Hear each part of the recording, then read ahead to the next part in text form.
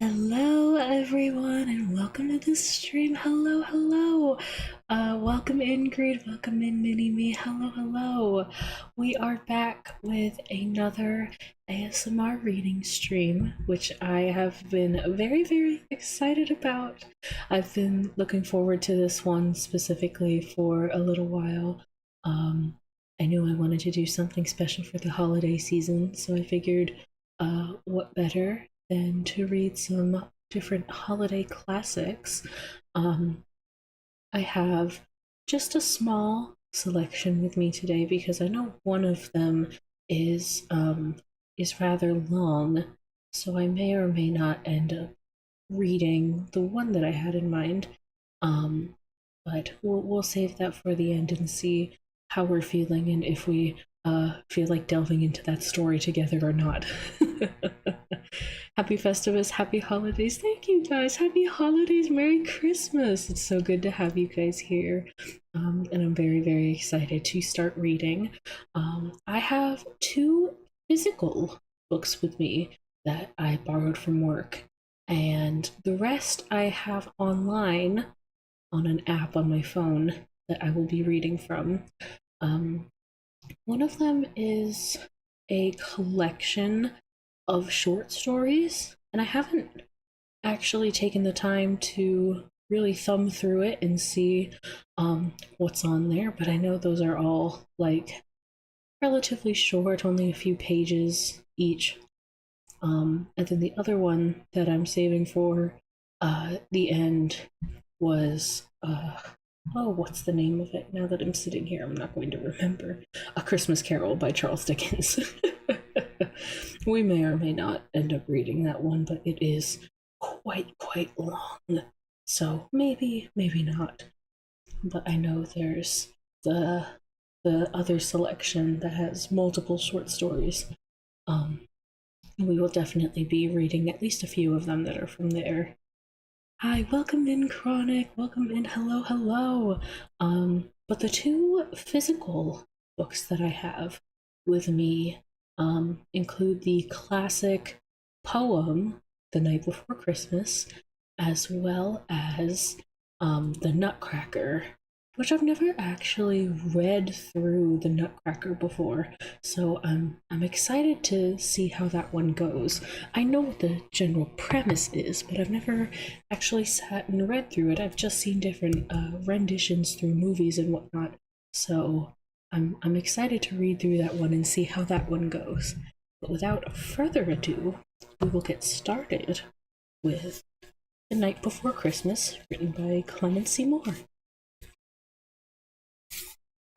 You guys will get the good book turning sound as well, the pages turning.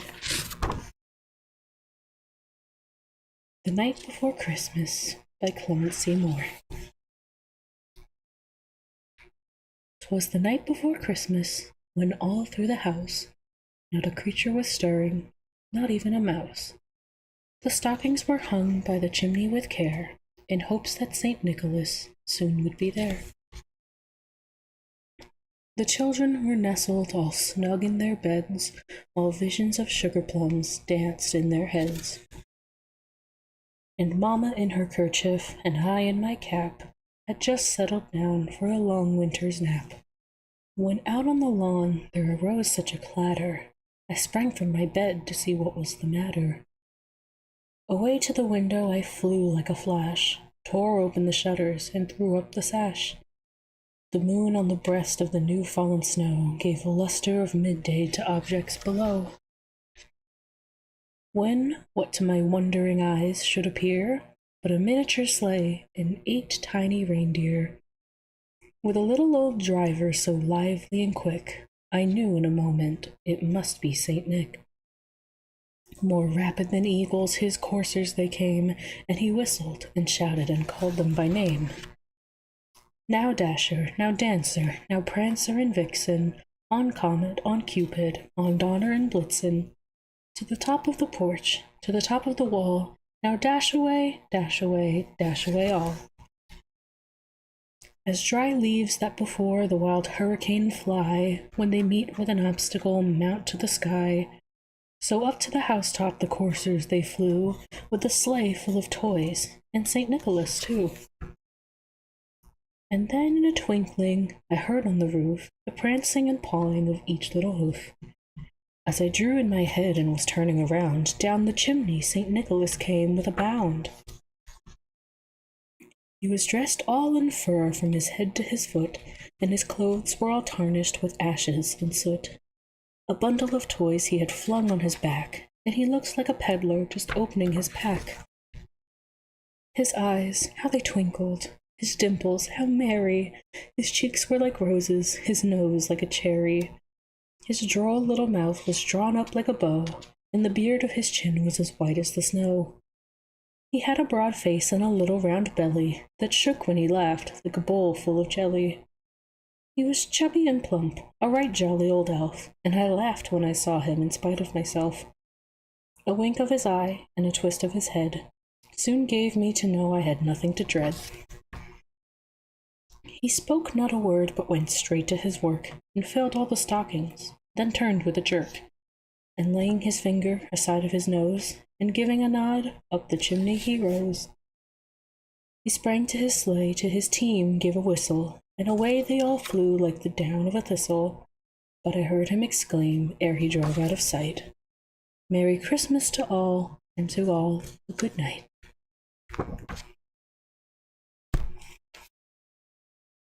Oh, that one's so classic. I always like reading that one.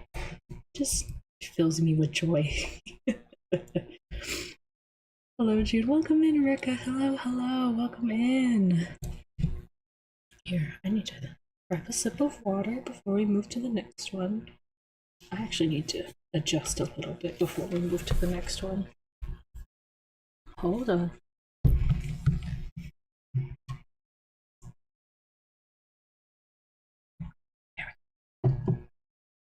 Let me set this one behind me if I can. There we go. Okay.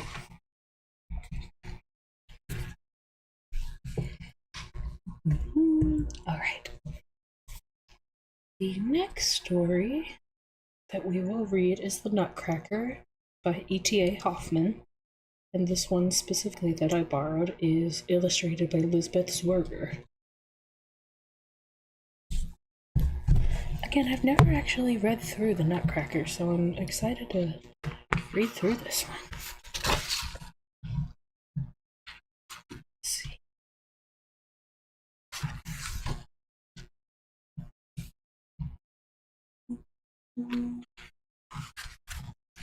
Okay. This one's gonna be a longer one. Okay, it's alright.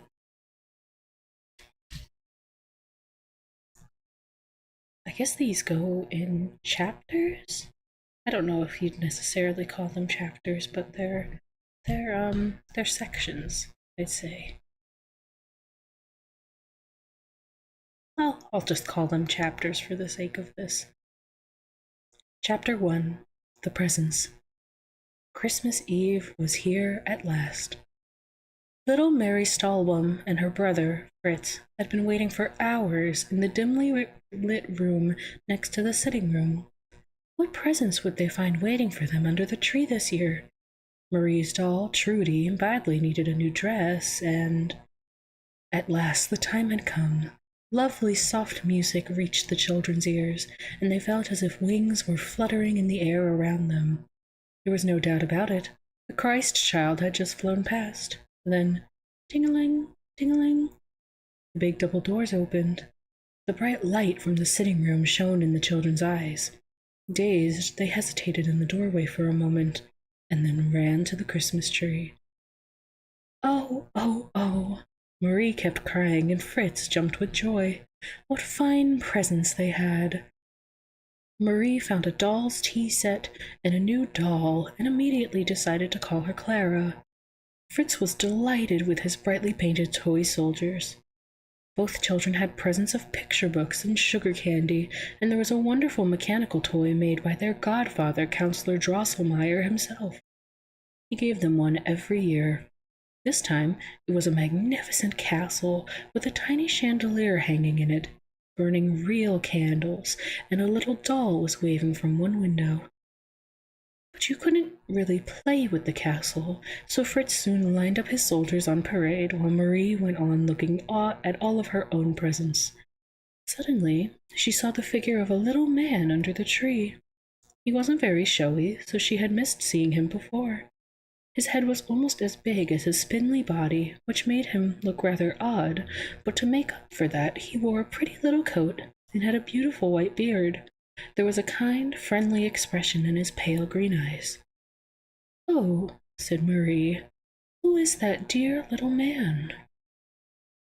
"He's going to crack hard nuts for us," said her father. "He belongs to us all. But if you like him so much, I'll let you look after him. Take good care of the nutcracker."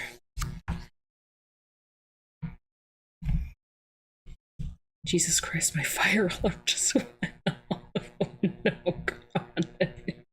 Are you okay? Is everything okay? My goodness. That's scary. That's not fun. Gosh. Chapter 2. Marvels and Wonders. It was late, and everyone else had gone to bed, but Marie had to look after her new friend, Nutcracker. Fritz had made him crack such hard nuts that 3 of his little teeth were missing, and his jaw was broken. Now she had found him a place to spend the night in the glass-fronted cupboard where all the toys were kept. "Clara," she told her new doll, "I'm sorry, but I must put you on the sofa. Poor Nutcracker needs your soft bed tonight." Clara looked a little hurt, but she said not a word. So Marie carefully put Nutcracker to bed, tucked him up gently in a pretty ribbon from her own dress, and was just about to close the cupboard when she heard sounds. They came softly, softly. A whispering, a murmuring, a rustling. Behind the stove, behind the chairs, behind the cupboards, and all around. The clock on the wall ticked louder and louder, and the big gilded owl on top of it, how like Godfather Drosselmeyer that owl suddenly looked, bent down and hummed quite distinctly. "Clocks, clocks, clocks, clocks, tick, tick, tock, tick, tick, tock. The Mouse King's ears will hear your song, so sing it loud and sing it long. Chime, clock, clock, chime. Midnight is the witching time." Then there was a great deal of laughing and whistling, and Marie saw little lights twinkling in every nook and cranny of the room. But there weren't any lights at all. There were shining eyes. A mouse was peering out of every crevice and corner, and soon there was a whole army of mice in the room.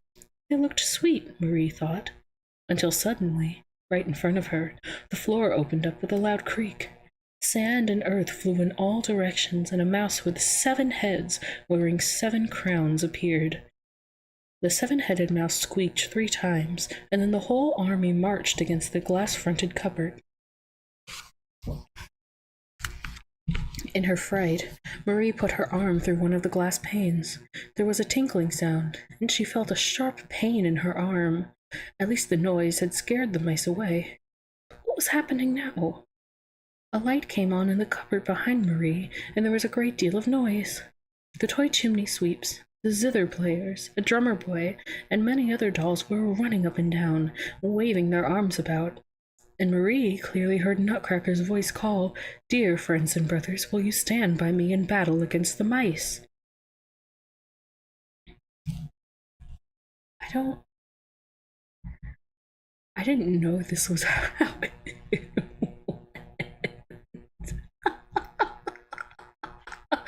I had no idea this was how the story went. Oh my gosh, she cut her arm on the glass of the cupboard. Oh my god. No, I had no idea this was the traditional story. Oh my god. It's gruesome. Now there's, oh my god. I think I heard Koumori. No, that's just me. Koumori's silent as a mouse right now. Well, not the fighting mice. It's just me. It's just me. Don't worry. Oh my goodness. Oh my goodness. Okay. Back to reading. Chapter 3. The Battle. Awake, awake! We go to fight. This very night we go to fight. Awake, awake! A warlike sight. Came the war cry from the cupboard, and one by one the toy soldiers climbed out of their boxes, while Nutcracker took a bold leap and jumped into the drawer at the bottom of the cupboard. Strike up a march to summon the troops, my faithful drummer boy, he shouted, and the army marched out with banners flying in a loud fanfare. At the same time, a squeaking and a squealing could be heard in the room. The eyes of hordes of mice were flashing, and the dreadful seven-headed mouse towered above them all. Bang, bang, bang went the guns of Nutcracker's army as they fired sugar plums and ginger nuts at the mice. But more and more mice came, taking good aim and slinging white pills at the toy soldiers. All was in confusion. The Mouse King and his mice kept squeaking, and now and then Nutcracker's powerful voice rang out. Some of the cavalry bravely threw themselves into battle, but Fritz's hussars were not quite so bold. The ugly, evil-smelling bullets fired at them by the mice soiled their smart tunics and swerved aside and ran away. It wasn't long before a great troop of mice was putting the other soldiers to flight too. Nutcracker, with a last little loyal band of toys, was fighting desperately in front of the glass-fronted cupboard. Then up came the Mouse King with his 7 mouths uttering 7 cries of triumph. "Oh, my poor Nutcracker," sobbed Marie, and without stopping to think, she threw her left shoe into the army of mice, aiming straight for their king. At that moment all fell still, and everyone seemed to have scattered and fled. Chapter 4. Sick in Bed. The sun shone brightly through the window, which was frosted up outside. When Marie opened her eyes, she was looking at her mother's anxious face. "Oh, have those ugly mice gone away?" asked Marie. "And is Nutcracker safe?" "My goodness, Marie," said her mother, "what does our Nutcracker have to do with mice? But perhaps it was a mouse that frightened you yesterday and made you put your arm through the glass of the cupboard door. Thank goodness I woke up at midnight and discovered you weren't in bed. And where did I find you? Lying there, bleeding and holding the Nutcracker, with the toy soldiers scattered all around you and your left shoe in the middle of them all." "Oh, Mother," cried Marie, "that was the great battlefield where the toys and the mice had been fighting." "Now, Marie, do calm down," said her mother gently. "All the mice have gone away and the Nutcracker's safe in the cupboard." Marie was running a high temperature, and she had to stay in bed for several days. But she knew that Nutcracker had been rescued, and sometimes, as if in a dream, she thought she heard him say, "Marie, dear lady, I owe you so much. But you can do even more for me." What might that be? Marie couldn't solve the puzzle. Then, one afternoon, when she was bored with being sick in bed, the door opened, and in came Godfather Drosselmeyer. "I wanted to see how the poor invalid is doing," he said. "Godfather Drosselmeyer," Marie burst out, "why didn't you come down from the clock and help Nutcracker?" "Marie!" cried her horrified mother. But her godfather only made a very odd face and hummed. "Clocks, clock, tick, tick, tock. To join the fight would not be right." "Mr. Drosselmeyer," said her mother sternly. Marie's godfather quickly sat down on the edge of her bed and whispered, "Oh, I'd happily have pecked out all of the Mouse King's 14 eyes, but that would never do. Here's something nice, though. See what I've brought you." And so saying, he produced Nutcracker. He had repaired his jaw and given him new, nice teeth. Marie shouted for joy, and her godfather smiled. "He's no beauty," he told the child, "but if you like, I'll tell you why he looks that way. Or do you know the tale of Princess Pirlipat already?" "No," said Marie, and she and Fritz, who had come into the room too, both cried, "Tell us, Godfather Drosselmeyer, tell us the story." Are we on chapter 4 or chapter 5? I don't know which chapter this is. They're not numbered. They're just sections. I shouldn't have started numbering them. I don't know what number this is. That's on me. I don't know what number this is. I'll just refer to them as the title. It's fine. I have no idea what number we're on. Let's say 5. Okay, we'll go with 5. Oh, by the way, congrats on 290. Thank you, Chronic. I can't believe we're already at 290. Feels wild.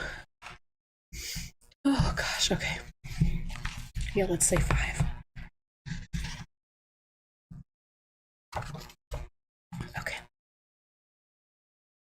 Chapter 5. The Tale of the Hard Nut.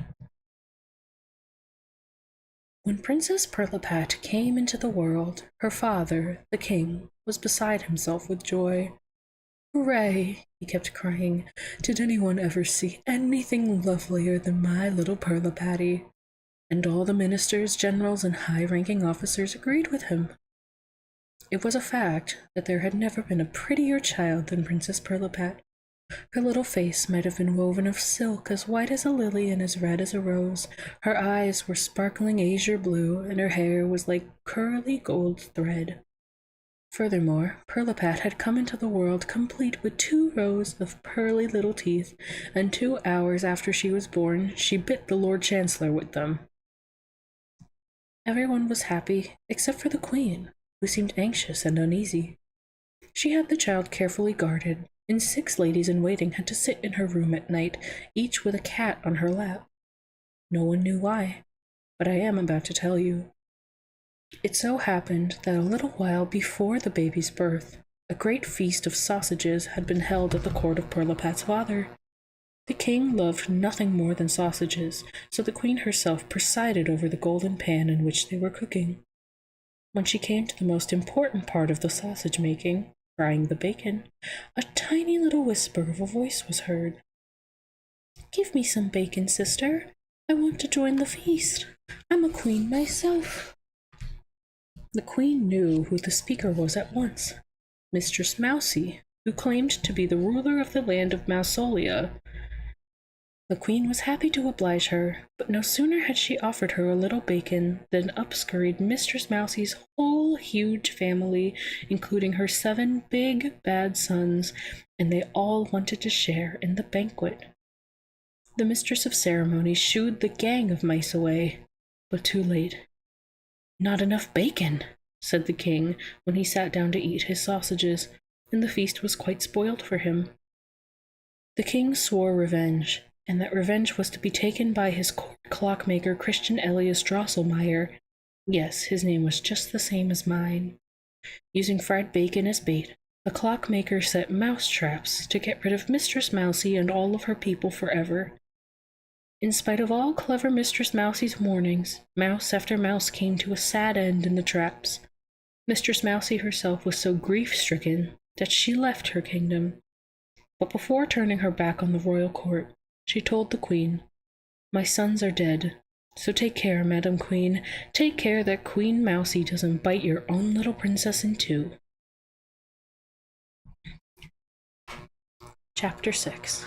More of the Tale of the Hard Nut. One night, one of Princess Pirlipat's ladies-in-waiting happened to wake from a deep sleep at midnight. She saw an ugly great mouse sitting beside the baby's head and jumped with a shriek, which alarmed the cats in the room. They tried to catch Mistress Mousie, for it was she, but in vain. She had disappeared. All the noise made Pirlipat wake up, crying. "Thank heaven!" cried the ladies-in-waiting. "She's alive!" But what had happened to Pirlipat? Her pretty angelic face was all shapeless now. Her graceful body was crooked. Her blue eyes were green and staring, and her little mouth stretched from ear to ear.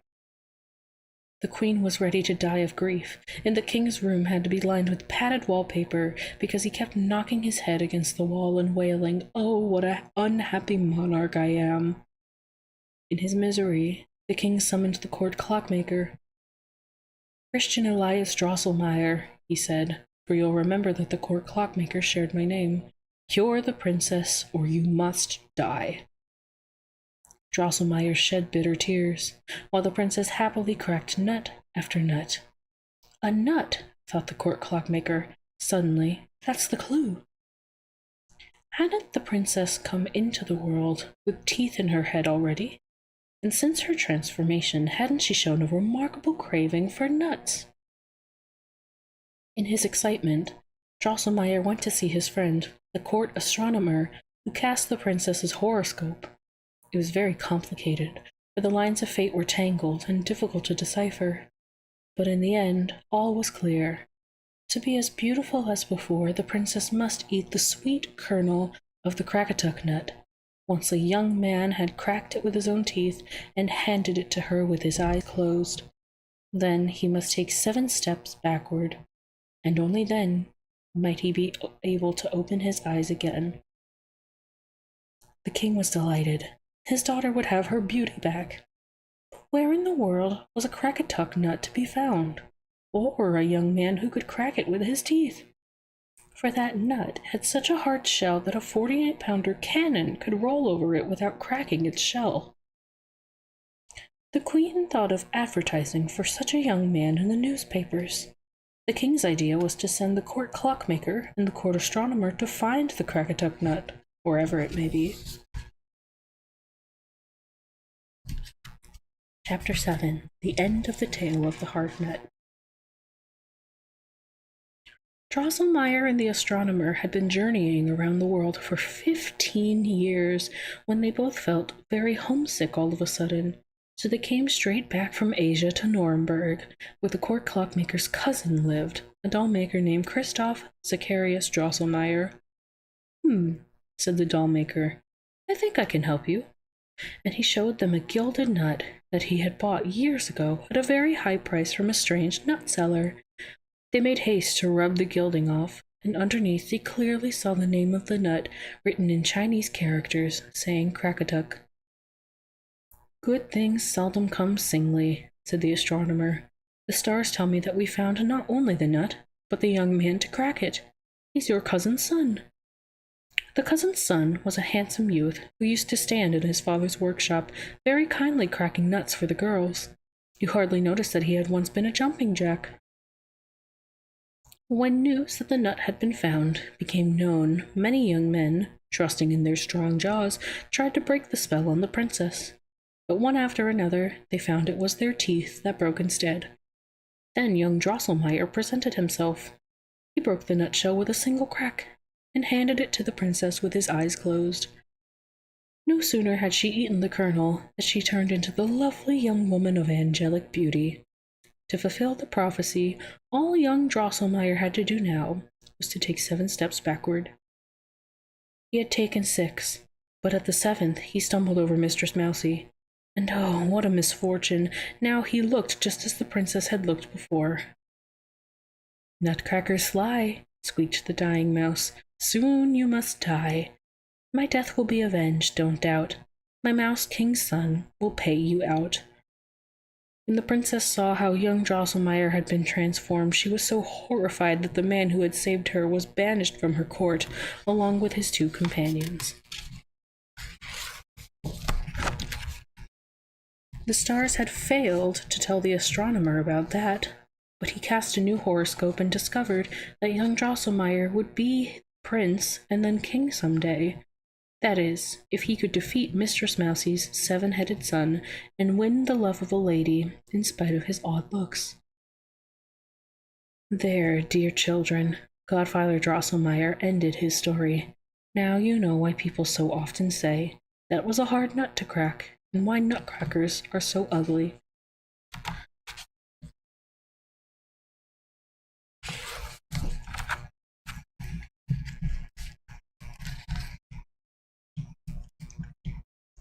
Chapter 8. Uncle and Nephew. At last, Marie was allowed to get up again, and she hurried to the glass-fronted cupboard. There stood her dear Nutcracker. "Take care of you," she whispered to him. "But oh dear, why didn't your uncle help you?" When Godfather Drosselmeyer next came to tea, she told him to his face. "Now I know you're the banished court clockmaker, and Nutcracker is your nephew and at war with Mistress Mousie's son. Why don't you help him?" The whole family laughed at Marie. What strange fancies she took into her head. But her godfather whispered to her, You alone can save him. Not long after that, Marie heard a loud noise in her room one night. Oh, the mice! The mice are coming back! She cried in alarm, unable to move. Eyes and crowns flashing, the Mouse King burrowed through a hole in the wall, and with a mighty bound he landed on Marie's little bedside table. You must give me your sugar plums and marzipan, he squealed, or I'll bite your little nutcracker in two. In the morning, Marie's mother said in surprise, I don't know how the mice get into our living room. Poor Marie, just look, they've eaten all your marzipan. Marie didn't mind. Nutcracker was safe now, she thought. But next night, there was a squeaking and a squealing in her ear again. Give me your sugar dollies, or I'll bite Nutcracker in two. When Marie's mother found the nibbled dollies next day, she cried, There must be a horrible mouse at large here, and she set a mousetrap baited with fried bacon, but even that didn't help.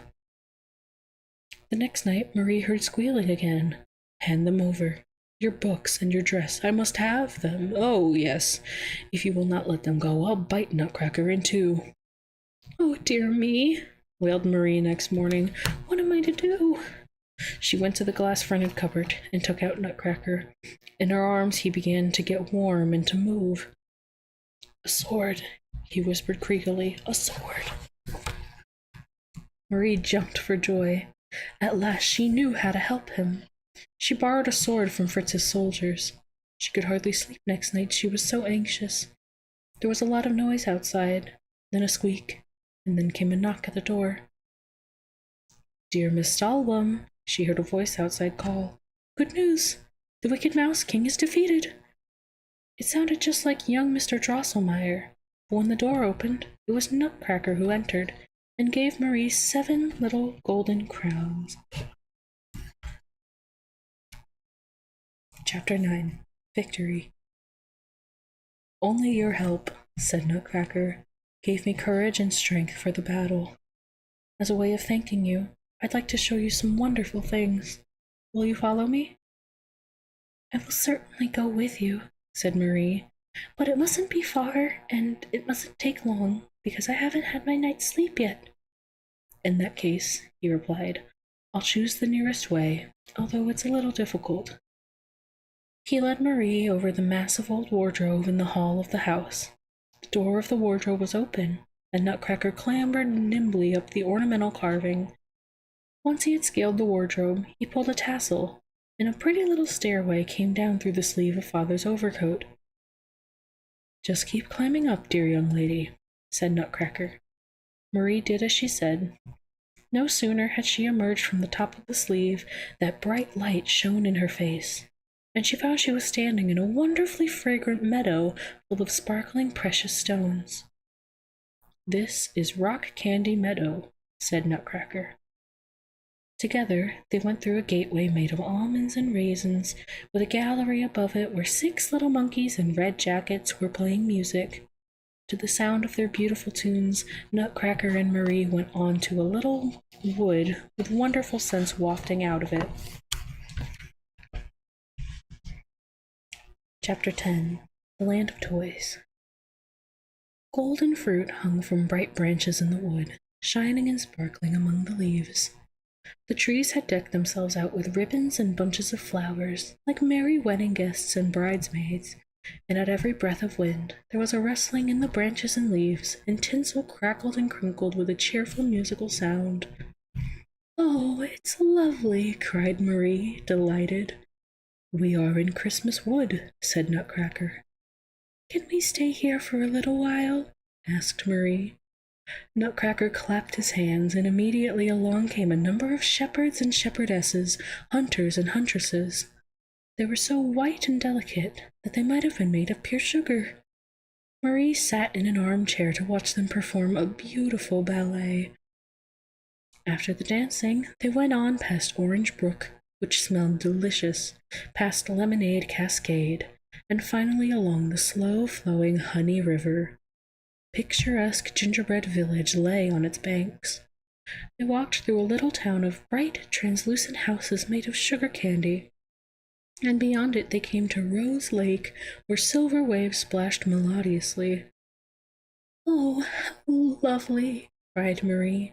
It might have been made by Godfather Drosselmeyer himself. No, no, dear young lady, said Nutcracker. My uncle can't make anything as good as this. You do it much better.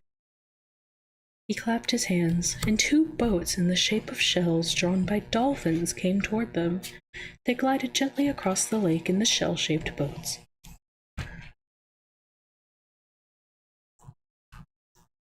Chapter 11.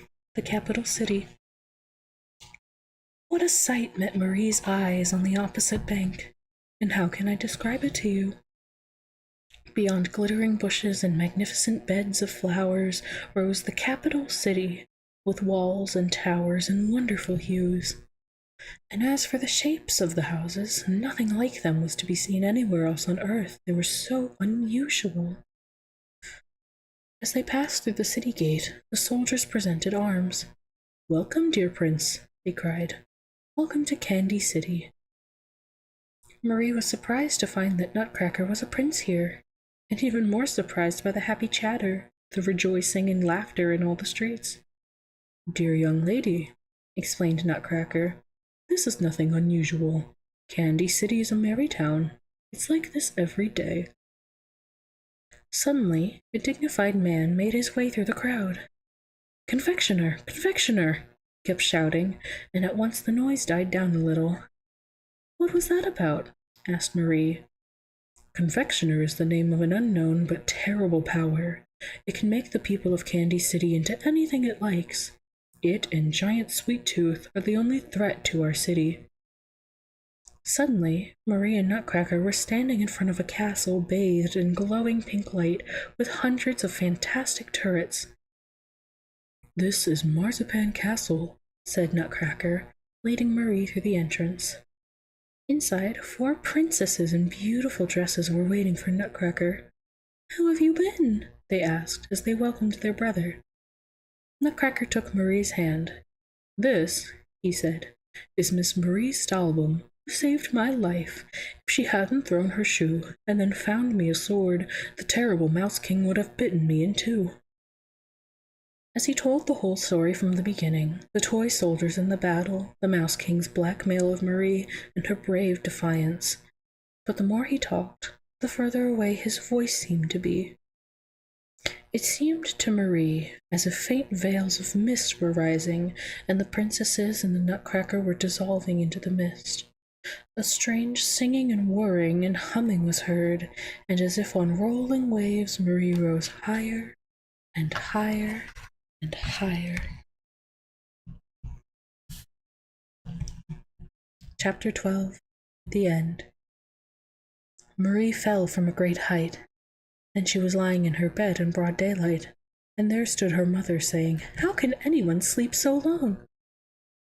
Marie must have fallen asleep in Marzipan Castle and been carried home. She told her mother all about her adventures and the sights she had seen.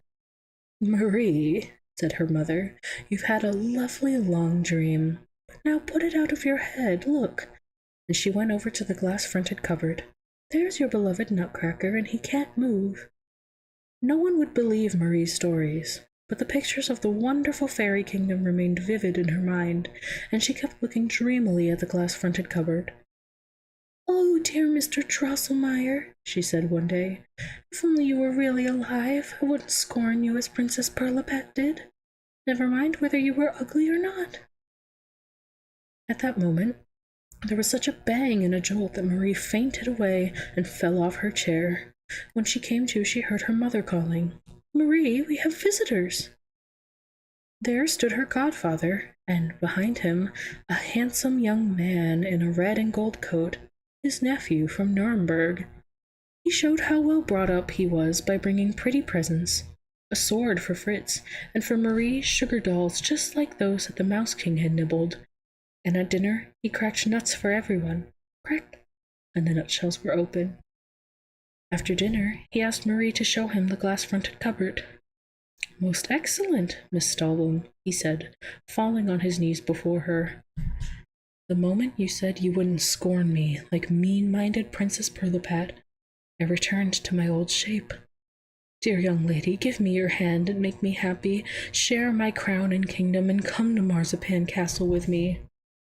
Dear Mr. Drosselmeyer, replied Marie, you are a kind man and you rule a lovely country. I will happily marry you. So now Marie was engaged to marry young Mr. Drosselmeyer, and a year later he came to fetch her with his golden coach drawn by silver horses. They say that to this day she is queen of the land where you may see glittering Christmas woods, translucent marzipan castles, and the most wonderful and beautiful things, if only you have eyes for them. And that's the end of the tale of Nutcracker and the Mouse King. The end.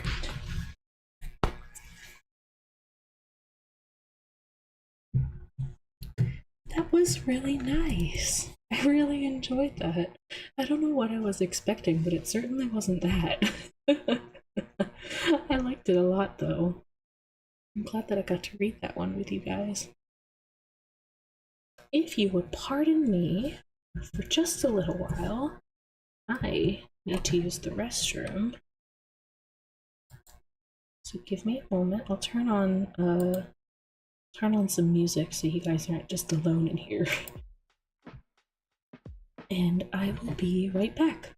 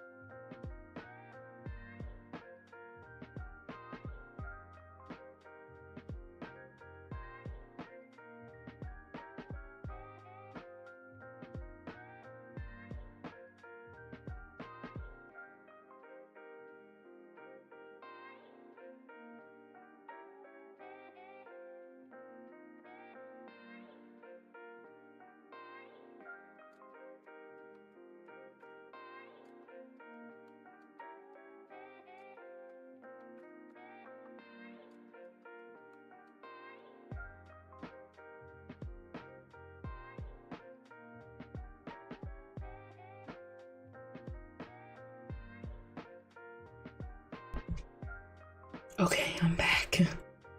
Let me...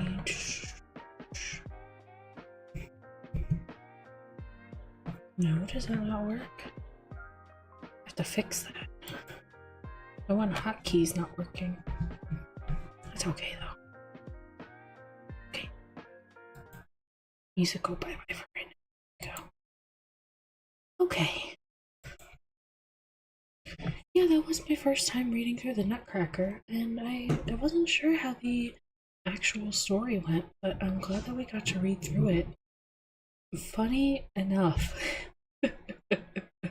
funnily enough, I think the only rendition that I really remember was the Tom and Jerry version. There's a Tom and Jerry rendition of the Nutcracker, which I think probably follows the storyline of the ballet more than the book, but I'm not sure. I think I'll head off. I need to have supper. And thank you for stopping by, Chronic. You go get your food. I think I'm gonna chill for a minute before I go back into narration mode. My goodness. I would like my chapstick, please.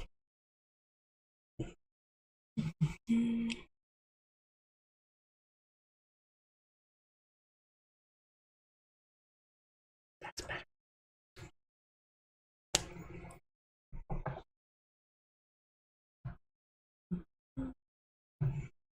Okay.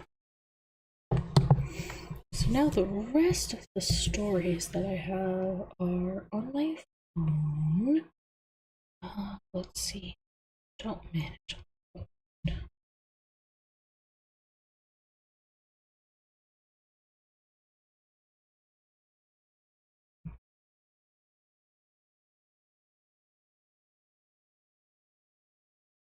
Okay.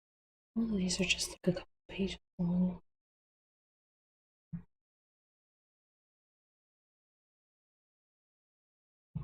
So I'm not familiar with any of these stories, but I will take a look. Table of contents. Oh, there we go. There is a table of contents. Do I know any of this?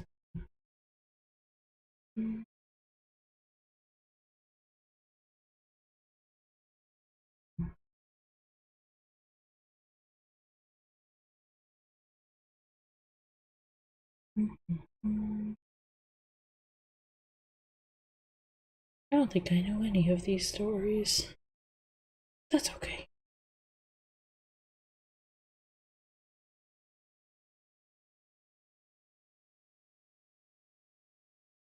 Well, anyway.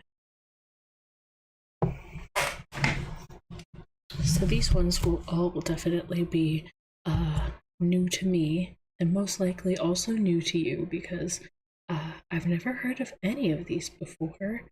I was trying to find both a physical and an online copy of the Polar Express and of How the Grinch Stole Christmas, and the wait list for both is just so long. So unfortunately I wasn't able to get any of those in time, which I'm really sad about. I was really looking forward to it, but it's fine. It's fine. I won't be too mad about it. So I'll just read what I have available, which are all these other little stories, and I hope they're, decent, but we'll see. We'll see how it goes. I don't have to go the full 2 hours if I end up getting tired, but I hope that, there will be enough variety. At least the two main ones that I wanted to read are now completed. Okay. So the next story I have is called The Substitute Shopper by Edna A. Collymore. Let's see. Edmund Dustin, age 42, Dustin and Pierce, manufacturing chemists, was a personable bachelor of the safe and sane variety with a carefully framed code of behavior which he was punctilious to a degree in observing.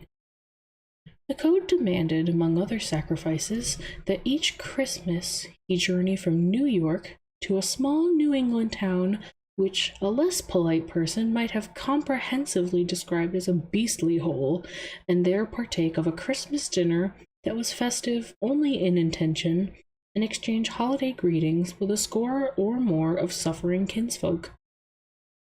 Mr. Dustin never suspected that his own formal manner was the chief contributing cause to the general deadliness of the family gathering. He was, at heart, fond of seeing people enjoy themselves, but his precise exterior never betrayed this secret, and he was quite ignorant of the art of inaugurating an era of joviality.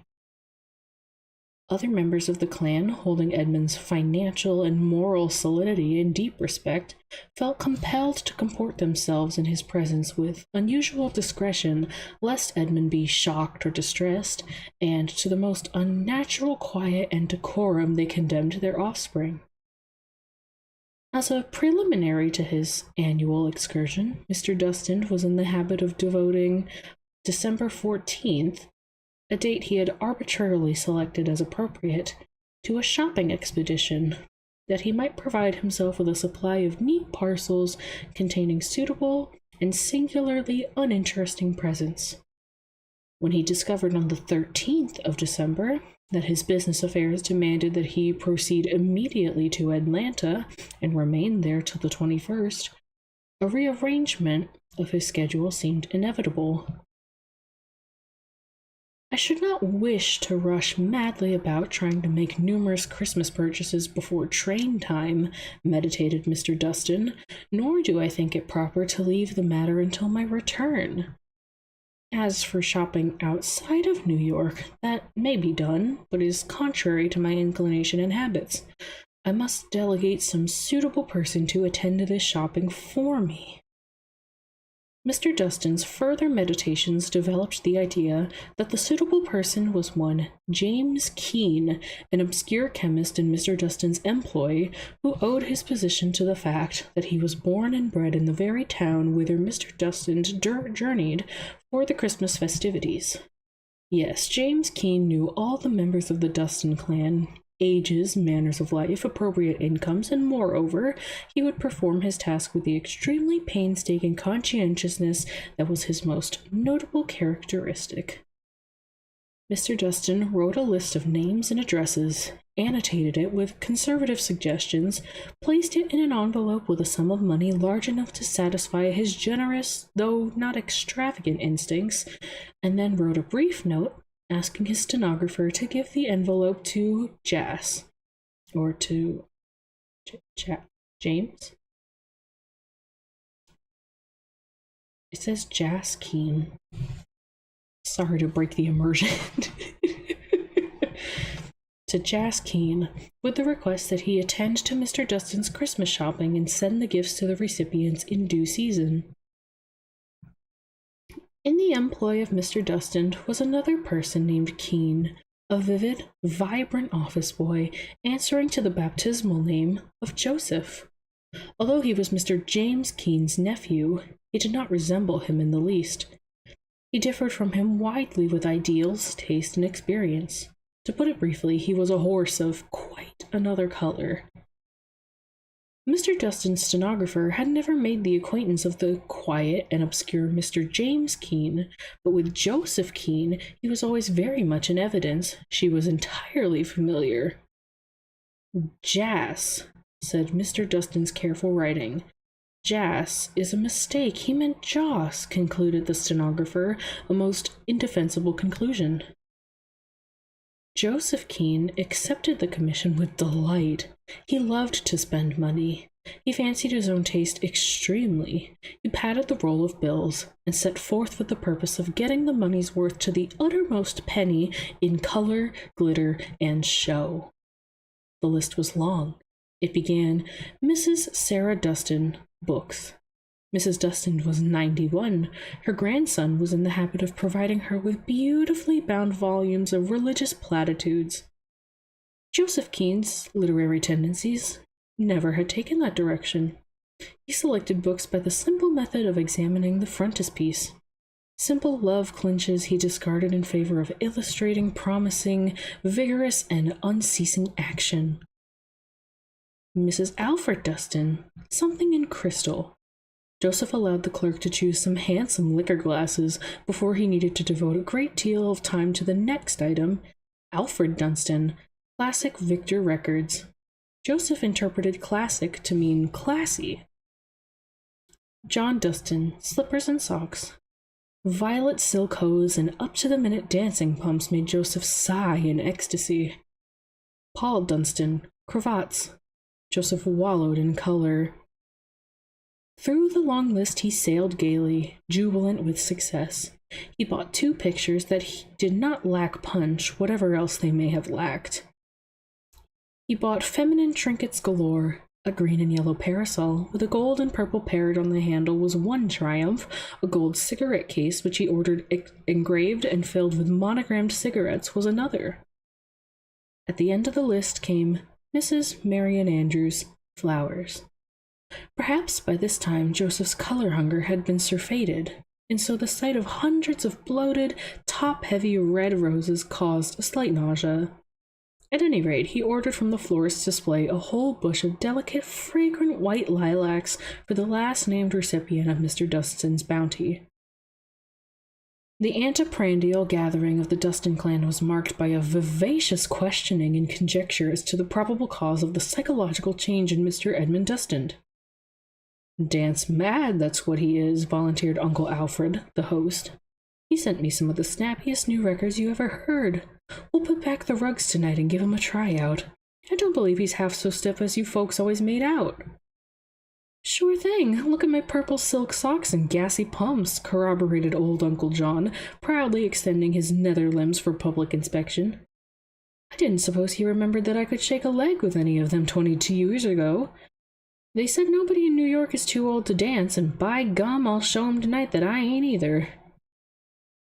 "I think Uncle Edmund has gone crazy," put in Estelle, the pertest of the nieces. "He sent Aunt Martha a cigarette case." "Aunt Martha?"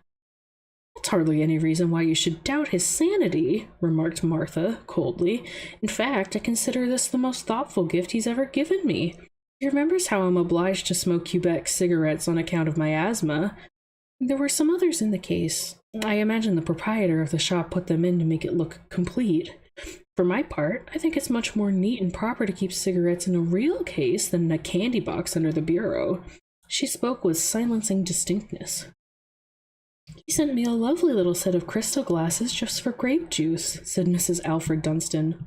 "For grape juice," echoed her son admiringly. "I think he's in love," announced Ethel, the sweet, sentimental high school girl. "He picked out the darlingest gifts for us girls this year. Real Christmassy things, the kind nobody would ever buy for herself. And his presents before have been so, well, stodgy. I think love is opening his eyes to what a woman really needs." "Oh, Bubbles!" screamed one of the younger Dustins. The older members looked inquiringly at each other, as if wondering if there was something in that suggestion. Everybody carefully refrained from looking at Mrs. Marian Andrews, who flushed delicately under this absence of scrutiny. Mrs. Andrews was hardly a family connection, but in her girlhood, and later in her widowhood, she had made her home with a cousin who was one of the in-laws and was a welcome guest at family parties. Her marriage was believed to be the reason why Edmund was a bachelor. Her widowhood was considered to open the door of opportunity that the family hoped he would enter. As a matter of fact, he had essayed to enter, but found the door firmly closed. Mrs. Marian liked Edmund, and respected him. Oh, yes, indeed. But some way he hardly seemed malleable, responsive, human enough to make an agreeable husband. But if he were in love with some other woman who only wanted his money and wouldn't be good to him, really, that would not do at all. "What did he send you, Mrs. Andrews?" asked Estelle, mischievously. "Flowers. These," replied Mrs. Andrews graciously, touching a spray of white lilacs. "Oh, how sweet!" cried Ethel. "The lilac means my first love, doesn't it?" "Really, I couldn't say," remarked Mrs. Andrews, rising.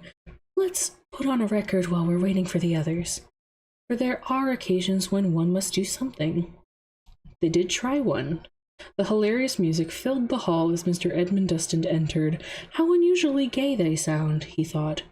Mrs. Alfred Dunstan accompanied him upstairs that he might pay his respects to Madame Sarah, the matriarch of the clan.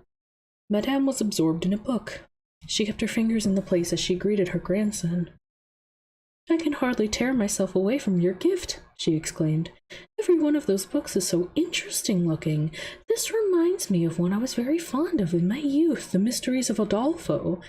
I'd begun to think there were no such books nowadays. Most of those you've sent before have seemed rather uneventful. And those chocolate bonbons, I am fond of chocolate.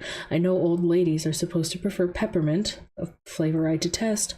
You were kind to take such pains to please your old grandmother, Edmund." She pulled him towards her with her free hand and pressed her tremulous old lips against his cheek.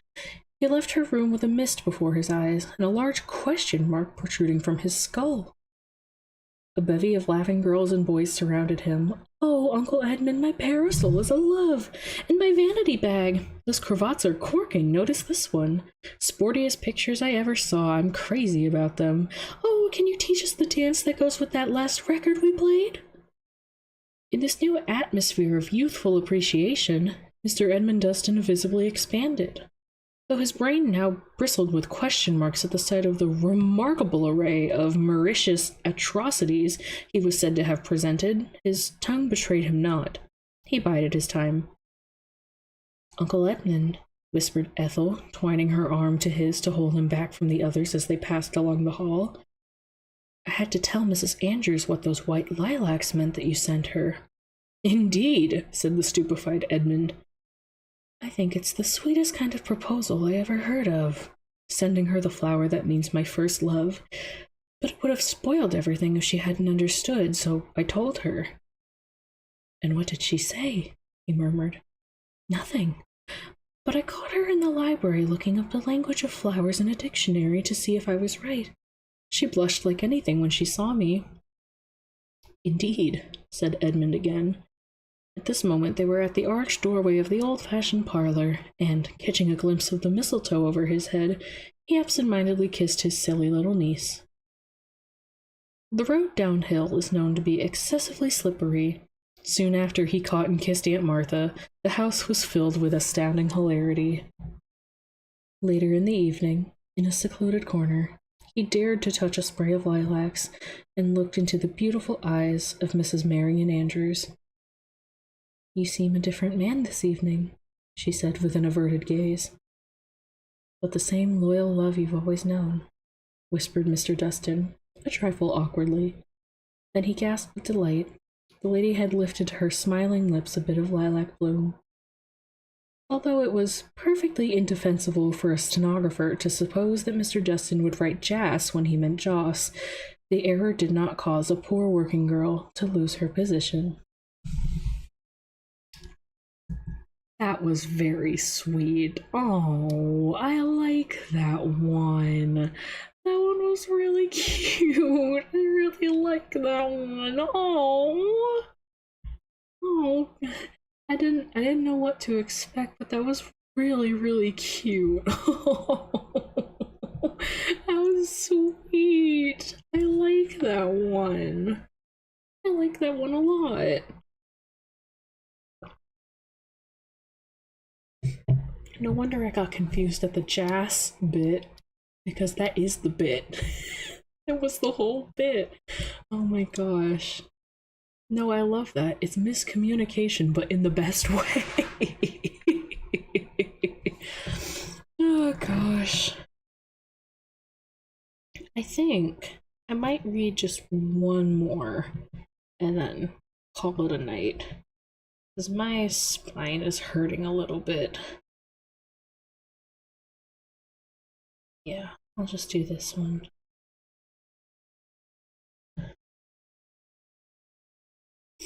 Oh, I hope I'm able to read this one okay.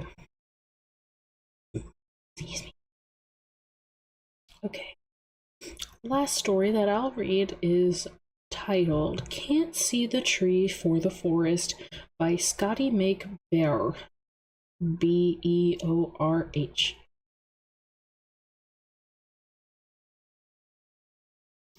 Gone are the days of haggling, of sweetening the deal, the days when the sly car dealer would throw in a fishing car if you brought a brand new automobile from him.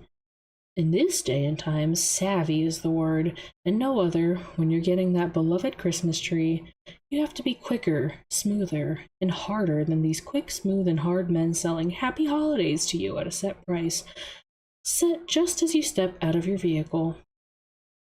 Oh, I don't pay too much attention to that, the little wiry man replies to your question as to whether many people spend an hour or more looking for that perfect tree. Do bear in mind this is after he's mentioned that you've been there a really long time already. I'm just here to satisfy, he adds nonchalantly. Well, I'm not satisfied yet, you retort with a friendly smile and then a wink. He takes leave of you then, asking over his shoulder for you to give him a holler when you've discovered the full green beauty of your dreams. Those, of course, are your words, not his. He then spins on his heels and comes back to show you how to bend the needles to see if they have any life left in them. He doesn't offer the following information, but he pointed query to find that the trees have been cut since the middle of November, and it's already well into the second week of December. Thanking him for the info on the life expectancy of your Tannenbaum, you turn back, test a leaf as he has shown you, and it pops between your fingers. You test 7 other trees. They all pop. You love the advertised price for these gorgeous Virginia pines, $14.95 plus several dollars tax, of course. They smell wonderful too, and you imagine your prize perfuming the air for the next month. Old-time Christmas cheer at 50 cents a day. Can't beat that. You again begin to tromp around through slimy grass and mud, and you're suddenly very glad you headed out before noon. How discombobulating it would be, you muse, to be out here beneath bright 100-watt light bulbs after dark, when all the trees look the same or all look like one gargantuan and virtually unassailable conifer monstrosity. In the daytime, even if it's cloudy, you can clearly see the grotesque yellowing of the particular needles, the great ugly holes that couldn't possibly be filled with ornaments or lights of any flourish, and the ants. Ants? Not aphids? No.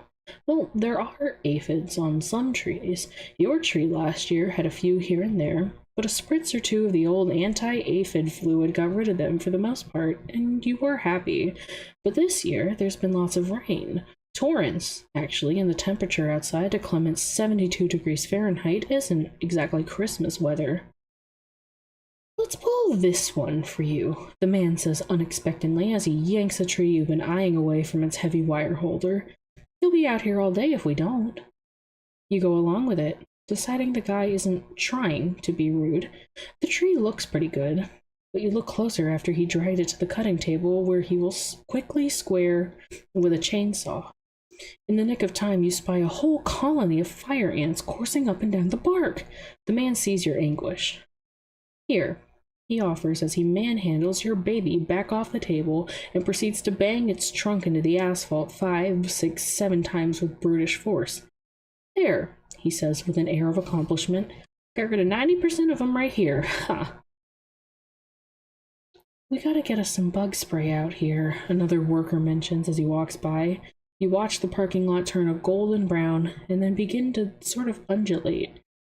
You then step in very close to the base of the pine to get the best look you can. There are at least 500 of the infernal insects left on the tree. You suddenly imagine seeing the little happy things dancing and singing carols around a limb decorated with gossamer dragonfly wings. They're exchanging presents of grains and sand and various other building materials and eating cake and cookie crumbs. You shake yourself out of the weird reverie which will soon seal your fate with this tree in sudden absence of the required savvy. You quickly set your face as flint and halt the man just as he fires up the chainsaw and is about to square. I can't bring a nest of fire ants into my house, you state authoritatively above the roaring din, and the guy gets a look on his countenance somewhere between disgust with you for being so pernickety, embarrassment turning into a who cares attitude, and fear that he's about to lose you as a customer. It's 2.5 weeks before Christmas, and both his lots are still full of dead and dying Christmas trees. He's not the only vendor in town. He's challenged by at least 15 other full lots, each sporting 200 or 300 trees. And then there's the people who prefer the artificial variety.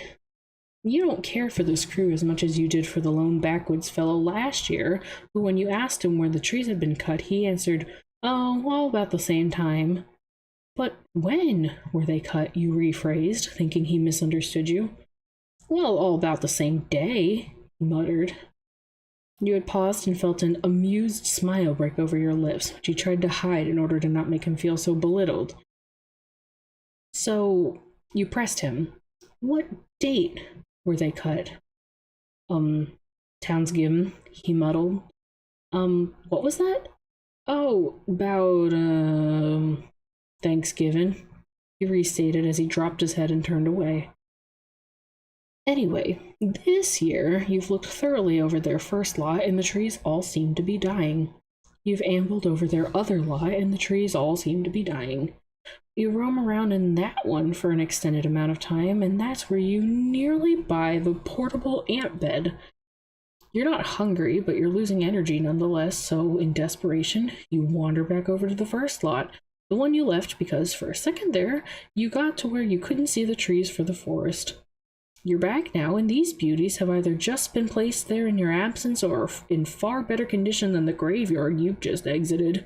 You spy one tree resting in a large puddle of water. A real plus. If not for the large hole on its one side, the canary yellow needles, and the vibrant colony of ants nestled in its limbs, you'd take it. Bewildered, you turn around a few times. Hey, you almost immediately spy one you like. It's a striking, rotund 7-footer. You know because you've brought along your trusty measuring tape, which the guy on the floor, so to speak, runs over and holds it at the apex while you drag it down to the foot. Yep, that's the one. It's dark green, lush, straight, and, well, ant-free. You know this by kicking the trunk very hard with your toe several times and then getting down on your hands and knees to watch for terrible little creatures, which don't appear. You'll take it. You're proud of yourself again this year. You've once more entered the hollowed halls of Americana and purchased yet another beauty of a tree. But not only that, you've done it with a surefire savvy and a quick eye for shysters who will unload any tree on the lot for you. Any tree at all. "Good morning. Pick any tree at all, sir. 2 full lots. Hey, here's a nice one right here. Prettiest one we got."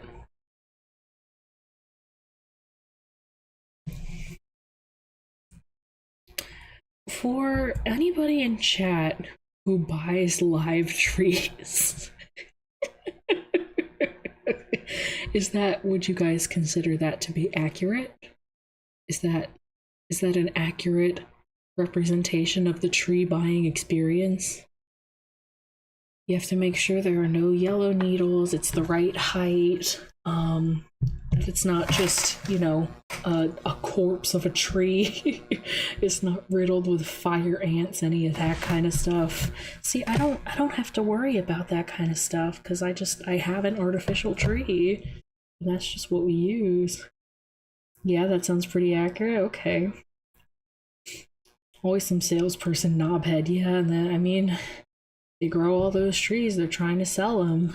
But if they cut them too early, then, they're not going to sell. Okay. Well, I think with that, I'm probably gonna wrap it up. Because, just the little Christmas stories, I think I've kind of tapped myself out. I've been doing other stuff, more or less all day long, so I'm definitely a little tired. I think out of all of those Christmas stories, my favorite was actually the one with the salesman, and accidentally getting the nephew to buy all the stuff, but then they ended up really liking it. Allow me to sing a song. Oh no. Oh no.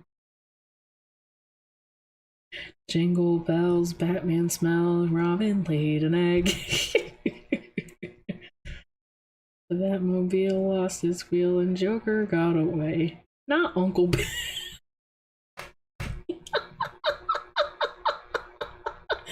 What was it that we were saying the other day? Aunt Gertrude or whatever? Not Uncle Billy, my god. Jesus Christ. Well, anyway, thank you guys so much for joining me for today. This was a lot of fun. I had a great time. I need to figure out what my schedule is going to be for this upcoming week. I am changing the time for tomorrow's Zatsu. So instead of 10 a.m. Eastern time, it'll be 2 p.m. Eastern time because I need to go out and do laundry. I just need to go do my laundry. So I'm going to be doing that instead and then just shifting the time back a little bit. Do you know the Uncle Billy one? No, I do not. I do not know the Uncle Billy one, and now I am afraid. Fear done, JPEG. I don't know about no Uncle Billy one. Goodness gracious. But yeah, Zatsudan at 2 p.m. tomorrow, and then my schedule for this upcoming week is actually going to be pretty sparse because I'm going to be working a lot, and there's a lot of prep that I have to do for New Year's because I actually have an event that I'm going to on New Year's, which I'm very excited for. So I won't be able to do the New Year's countdown this year, which is a little bit sad, but I'm going to be out and about doing some other stuff. I might pull up on the day of like New Year's Day and come say hi for a little bit, but other than that, I have to figure out what I want my schedule to be. I'll DM you, okay. But until then, thank you guys so much for stopping by today. I really enjoyed this. You guys know that I really enjoy getting to do this, and I had a really nice time. And until tomorrow, I hope you have a wonderful rest of your day, your morning, your afternoon, your evening, whatever it might be, wherever you are. And I'll see you guys again tomorrow. Merry Christmas, June-san. Much love. Thank you, Mini-Me. Merry Christmas. Merry Christmas, Rekka. Merry Christmas, everybody. I'll see you later. Bye-bye. Bye-bye. Bye-bye.